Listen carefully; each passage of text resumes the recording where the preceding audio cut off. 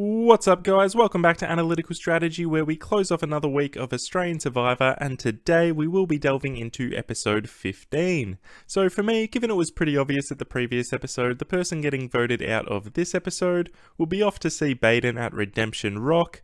I personally didn't mind this episode too much, especially as we got to see the duel as well, so it didn't drag out for much longer than it needed to. So just before we get stuck into it, I just want to quickly address Chelsea getting pulled from the game due to having some issues with her balance. So what an absolutely terrible way to leave Survivor. I really hope she has recovered well, and I really wish we got to see more of her throughout the season. So just before we kick things off, I just wanted to give my best to Chelsea. So at the start of this episode, we firstly got to see Baden settling into Redemption Rock, and not gonna lie, it looked absolutely beautiful. It looked sick. One of the best places you could ever get voted out. But it looks as though Baden is just patiently waiting there for someone else to arrive so he can battle against them to potentially get back in the game. Then back at camp, it actually looks as though the game is starting to get to Danny a little bit, and she was regretting not taking out Hayley when she had the chance to. Emmett then confronts George that Hayley told them about George being the snitch of the Brawn tribe, and George denies everything, and also tells Kara to do the same if she is confronted. But it is really setting the scene for a Hayley versus George showdown this episode. So prior to all the scrambling taking place, we got to see the immunity challenge, and thankfully there was just one necklace up for grabs this week, with Emmett being undefeated so far, so pretty keen to see if he can do that again. The challenge is sort of like a curved balance beam thing with a sector to stack blocks on to try and spell out immunity. Man, I would suck at challenges like this. You need to be really patient, and if my blocks dropped, I'd probably be that triggered. I'd try to race through it, which would just never work out. But yes, Emmett does end up taking it out again, and Hayley was hot on his heels, but he remains undefeated this season. Emmett is actually a beast in a lot of challenges. He's honestly extremely good across the board at a lot of things. Plus, he has the confidence to back it all up. I think he will probably expose himself a little bit when he loses, as when you're known for winning immunity after immunity, people will start to think you have to take him out as soon as you get the chance to.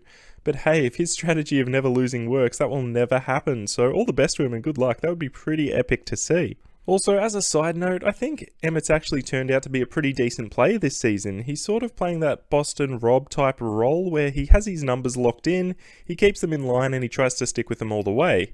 I personally don't think he's going to make the distance, but the last few episodes I've actually been pretty impressed with his play. So after the challenge, it is really looking like Queen Hayley may be dethroned, and she's looking to be in a lot of trouble this episode, with George scrambling so that all the Brawns know that he remains loyal to them, but also in the same swing, getting all the remaining brains on his side as well to also take that shot at Hayley. Now Hayley again obviously is not going to have a bar of this, and ends up letting a lot of the Brawns know about George, not only telling the brains to vote for Laura, but also has that information to tell them that Flick has Kez's idol in her back pocket for tribal council as well.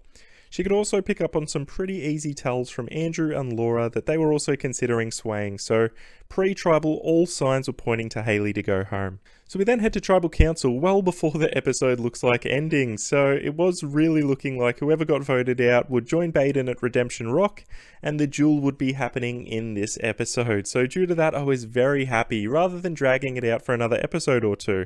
So pretty early on at Tribal, Gerald brings up what Hayley said about George and Kara being the double agents, which does make this Tribal all about a George versus Hayley showdown.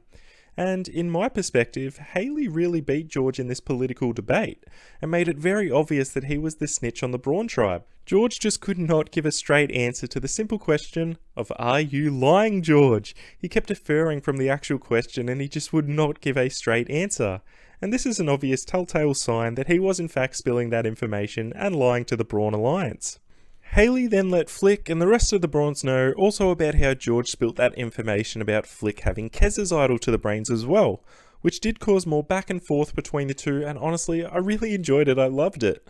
I thought this was a great tribal, with the two real standouts of the season really making their pitch to stay alive, and it was great to see both of them go hard at one another to try and get the job done. So the only real downer was, it was a little bit of a shame that we all knew in advance that the person voted out would not actually be leaving the game for good, so all the back and forth really didn't mean as much as it should have in the end. So Hayley in the end does get the majority vote after fighting for her life. She packs her bags for just a short stroll down the road to Redemption Rock to visit her buddy in Baden. So to me, in this tribal, even though I'm really positive that the Brawns did believe Hayley and her pitch that George was lying, Someone like Danny just couldn't take the chance in Hayley staying for another episode, as she now knows this about George moving forward in the game, but she really just knew how smart Hayley was and didn't want her to gain any further traction moving forward. But unfortunately for Danny, Hayley is not going anywhere. So after the news about Chelsea not being able to return to the game, all the contestants then were able to watch this duel between Hayley and Baden, and they'll face off 1 versus 1 with the winner staying in the game and the loser going. George's face crack as they strolled in was pure gold, and I personally can't blame him. I would be exactly the same. Again, honestly, I was pretty stoked that it was just the 2 people at Redemption Rock overall, as I was a little bit worried that it may have to be a few people going there, especially after Chelsea left. They may have needed to fill another episode, and that was an easy way to do it by sending an extra person there. I was also skeptical that it may turn into a proper Redemption Island, where the winner stays there and the loser goes. And then the next person voted out would also have to go to Redemption Rock and verse whoever remained there until, say, the final 5. So I was also very happy that it just seems to be a one-off and we'll be done with it for the rest of the season. Well, fingers crossed we will be.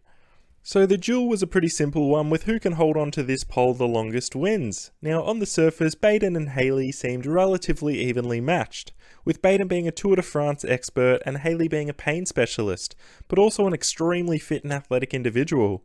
So I thought this challenge slightly favoured Hayley based on the challenges we have seen so far in the game. And in the end, she really did it with ease, and gets back into the game as quickly as she was voted out. Honestly, I do feel really sorry for Baden leaving in the fashion he did, basically leaving after getting voted out by a singular vote, so it is pretty brutal and a tough way to go. But at least he got that chance to get back in the game, and he is also the first member of the jury, so that's an absolutely massive milestone, and it would be my personal ultimate goal to make a jury, so you can still be involved in the whole process of the game in some way, so I'm very happy he will be involved in that way moving forward. I'm also obviously extremely happy that Hayley remains in the game. She's a fantastic player and I'm sure she's going to do her best to make some big plays, so I'm definitely excited to watch her game. I'm absolutely still a huge Hayley fan, but even if she makes it to the end, I personally could never vote for someone to win who did get voted out of the game. Now maybe if it were Baden, where 1 vote cost him his spot, I could forgive that, as I do disagree with the rules around that tribal. But not where everyone could cast a vote. I personally just couldn't do it. So even if she does win, I unfortunately have to retract my previous statement of her potentially taking over the Golden God as the best ever Australian Survivor player. He still keeps those reins for now unless something absolutely magical happens in the end of the season. But I do still have a lot of faith in Hayley, even though she looks to be in a very tough spot to get back into any sort of power position, and she still looks to be the number 1 target. I still firmly believe she's the best player out there, she's an unbelievable player, and if anyone can do it, I think it's her, so I am very keen to see her play out this season. But overall, we are rounding out a pretty controversial week with a lot of twists and turns, but it does make me hopeful that non-elimination tribals will be done for this season, and we will just have a nice run home to finish off what has been an absolutely wild season so far. I really hope you've been enjoying these recaps. A cheeky like or subscribe would be much appreciated, with much more content to come in the future. Thanks again for everyone for watching and staying invested in this channel. This is Analytical Strategy signing out, and I'll see you on the next one. Bye for now.